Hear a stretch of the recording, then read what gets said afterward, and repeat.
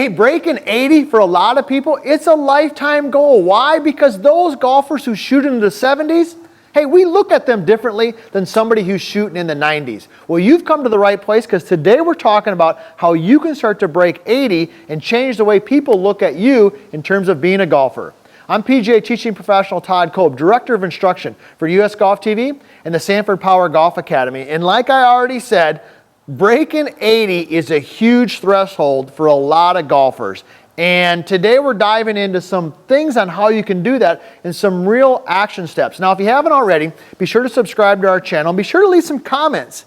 If you like what I said, or even if you don't like what I said, that's okay. Or maybe you have some ideas that can help our fellow golfers break 80. So let's dive right into it because we got a lot of stuff to cover here. And at the end, I got a bonus tip for you that's going to help you actually hit the golf ball a little bit further. All right, so first of all, distance, number one. We're going to talk about distance. If you're trying to break 80, all right, you've got to have some distance. Now, you don't have to be driving the ball 300 yards, but you've got to be hitting it for a male at least 250.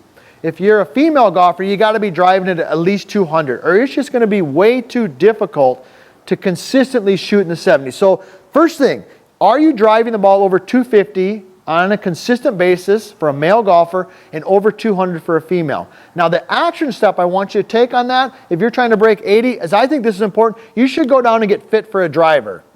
So the first action step I'm going to give you is you should do a club fitting.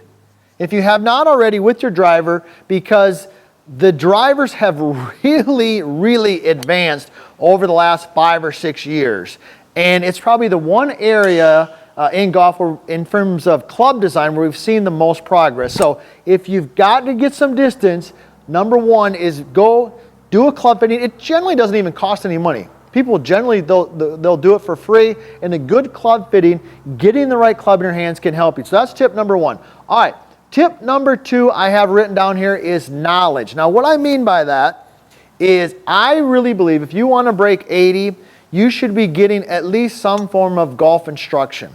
And there are a ton of qualified men and women out there, LPGA professionals, PGA professionals, who can help you understand your game. Because what you really need is you need some knowledge. And let me give you a specific example. If you're taking lessons, or a couple lessons, and you start to understand your golf swing and your natural ball flight, well, that can really come in handy when it comes time to navigating the golf course. So tip number two that I'm going to give you here is, you should take a few lessons. And there are a ton of people out there. It's not going to cost you, thousands of dollars to take a few good lessons. Ask around, check with some other golfers, make some phone calls, and get yourself a couple lessons, because I think that will help out a lot. Now, next one is short putting. So let's talk about that, because putting is important no matter what score you're trying to break, what the barriers. But on 80, here's the key. It's got to be on the short putts. These putts, from 3 to 5 feet, you got to go to work on those. When you're practicing your putting, you got to practice some of these. Now, why is that important when I'm trying to break 80? 2 reasons. Number one is if you miss a green, I'm assuming you're a pretty good chipper if you're shooting around this already. So you're hitting a lot of chip shots to that 4, 5, 6 foot range. And if you can't convert any of them, it's going to be awful difficult to break 80. All right. Number two is you're probably hitting some greens in regulation. And when you're lagging those putts up, a lot of them are going to be in that 3 or 4 foot range. So when you go practice your putting, be sure you're diving in and you're practicing some of your shorter putts. Now, I'd be curious to see, hear from some of you whether you agree with that or disagree with that. These first couple we've already talked about. Be sure to leave some comments whether you like it or disagree with what I had to say. That's okay. Be sure to share some of that. All right, next one, number 4. Keep moving along here. Scoring clubs. Now, what are the scoring clubs for somebody who's trying to break 80? Well, already we're assuming a couple things. You've got the right club in your hand, so you've got some distance. You're driving it over 250 if you're a male. You're over 200 if you're a female. So what are the scoring clubs for you? They're different than they are for somebody who's trying to break 90. The scoring clubs are your wedges, and we're going to talk about that. Why is that? All right? The wedges, because on a par 5, if your drive is over 250 and you hit a solid second shot, you've got a wedge into the green. There are also, most golf courses have at least 1 to 2 holes per 9 on each side that are pretty short. And if you hit a good drive down there, you're hitting a wedge. So if you are driving the ball over 250 and you want to break 80, I guarantee you're hitting a wedge shot at least 5 or 6 times around. All right, and you've got to be solid with that club, because if you're good with that club, you're making some birdies. And the only way to break 80 on a consistent basis is you got to make a couple birdies around, at least 2 birdies around, because you're going to make some bogeys. All right, so that would be tip number 4. Get out there and do some work with your wedges, your scoring clubs. Number 5, this is one of my favorite ones to talk about, and that I like to call it playing your cards.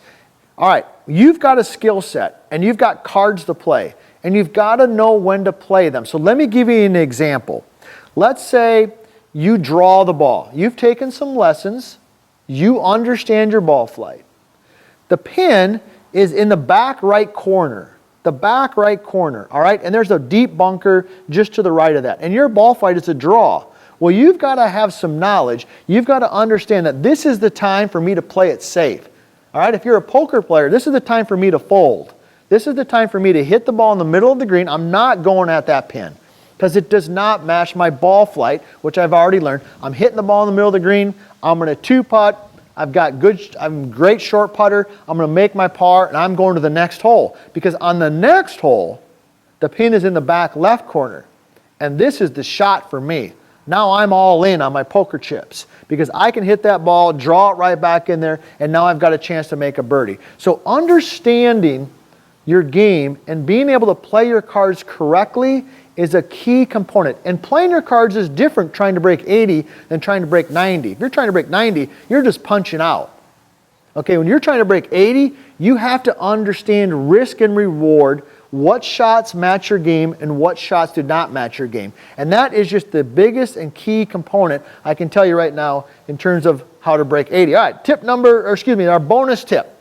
Our bonus tip. So you're still here, you stuck around for the bonus tip. Let me give you 3 things you can do. 3 things that you can do to help you increase your distance if you're not hitting those barriers that we've talked about. You remember those 250 and 200. All right, so with the driver, tip number 1 is move the ball forward in your stance. Make sure that the ball is up in your stance. So we got number 1, we've got ball position. Now that ball should be positioned, all right, forward in your stance. We've done a ton of videos on drivers. If you need more in-depth information, check that out. But that ball should be off kind of like the inside of your lead arm, okay, the logo on a shirt, or kind of off the inside of your lead heel, all right, number 1. Number 2, all right, shoulders, all right, tilt. We're going to tilt the shoulder, so I'm just going to put down here tilt. You're going to take your shoulders and you're going to tilt them a little bit. What's that going to help you do? It's going to help you hit up on the golf ball, which is going to decrease spin, increase launch, give you more distance. All right, number 3. All right, what you're going to do number 3 is I like a little rightward aim. I like a little rightward aim so we can draw the ball a little bit. All right, and we've done a ton of videos on why I believe tilting the shoulders, okay, moving the ball up and aiming a little right can help you hit up and draw the golf ball. That will definitely help. So next time you head to the golf course, next time you want to think about breaking 80, here's what you're going to do. All right, you're already been fit for some clubs. You've got the right drive in your hands. You've got a basic understanding of what you're trying to do, what's your shot shape, what's your thing. You're a great short putter. You've spent the time working on your short putting. You understand your wedges and the importance of being a good wedge player. You've spent your practice time there. You know how to play your cards. You've got some tips on how to increase your distance. If you do those things, you're going to find that you're going to start reaching that goal, that lifetime goal for a lot of people of breaking 80.